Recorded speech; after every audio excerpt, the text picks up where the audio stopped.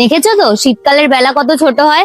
আমরা কিছুক্ষণ আগেই বাড়ির থেকে বেরোলাম, এখন দেখতে দেখতে চারিদিকে পুরো অন্ধকার হয়ে আসছে। হ্যাঁ চলো, অন্ধকার হওয়ার আগে আমরা বাড়ি চলে যাই। বাড়ি তো যাবোই, কিন্তু ওই দেখো ওখানে না ফুচকার দোকান বসেছে, ফুচকা খেয়ে আর মোমো নিয়ে বাড়িতে যাব। চলো তাহলে। চলো। এ দাঁড়াও, মা ফোন করেছে। হ্যাঁ মা বলো। কতক্ষণে আসবি তোরা? আমাদের তো একটু সময় লাগবে।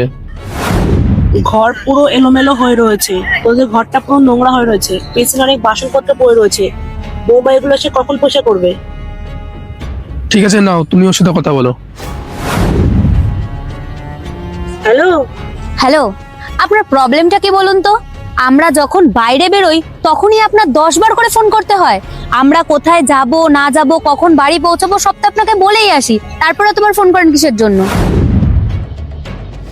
আর বাড়ির কাজ তো আমি সব করেই এসেছি, রান্না করা, বাসন মাজা, ঘর ঝাড় দেওয়া, ঘর মোছা সবকিছুই করে এসেছি। আর বেসিনে যেই বাসনটা বলছেন না, সেটা আপনিই রেখেছেন আমরা আসার পর। আর রইলো বাকি আমার ঘর, আমার ঘর আমি ঠিক গুছিয়ে নেবো, আপনাকে সেটা নিয়ে ভাবতে হবে না। নাও তুমি কথা বলে নাও।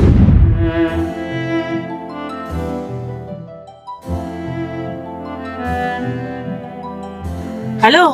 হ্যাঁ মা বলুন। বলছি ঘরে অনেক কাজ বাকি আছে, বেশি দেরি করবে না, তাতে বাড়ি চলে আসবে। হ্যাঁ হ্যাঁ যাচ্ছি। কি হলো, সবকিছু ঠিক আছে তো?